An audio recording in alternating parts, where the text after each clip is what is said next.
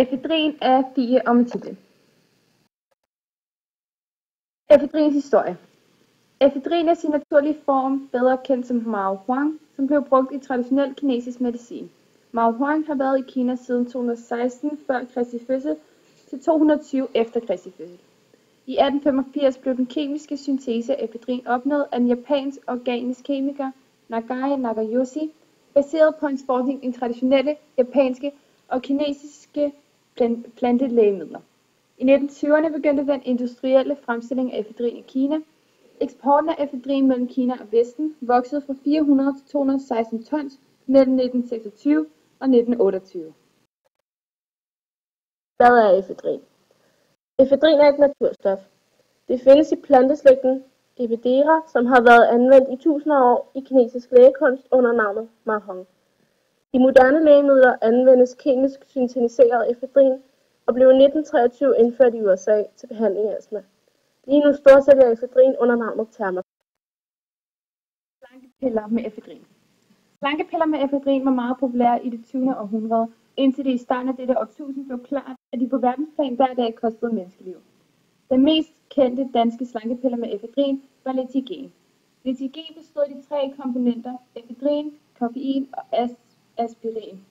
Denne kombination var bedre kendt som en ECA-stat.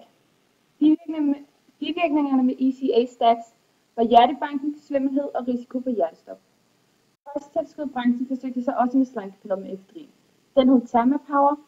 Thermapower var en slankepille med efedrin, men disse blev desværre misbrugt af mange unge, og man har mindst dokumenteret 2 dødsfald herhjemme som følge af indtagelse af den originale Thermapower. Hvordan virker det? Efedrin stimulerer frigørelse af signalstofferne i adrenalin og noradrenalin i kroppen. Dette fører til øget stofskifte, højere blodtryk og stimulation af centralnervesystemet. Tidligere har man brugt efedrin mod stoppet næse og sammen med koffein som appetitnedsættende middel i slankepiller. Det gør man ikke længere. Stoffet medførte nemlig for mange bivirkninger på den øvrige del af kroppen. Efedrins slankende virkning skyldes, at stoffet øger fedtforbrændingen og nedsætter appetitten. I Danmark blev slankemidler, der indeholdte efedrin og koffein, forbudt i november 2002. Den amerikanske lægemiddelstyrelse FDA har ligeledes forbudt salget af disse lægemidler, fordi man har observeret forhøjet blodtryk og forstyrrelser i hjerterytmen i forbindelse med brug af midlerne.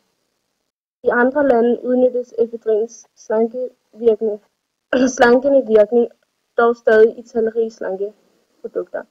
I disse produkter anvendes ofte plantemateriale under navnet Ephedera og Mahong som kilde for efedrin.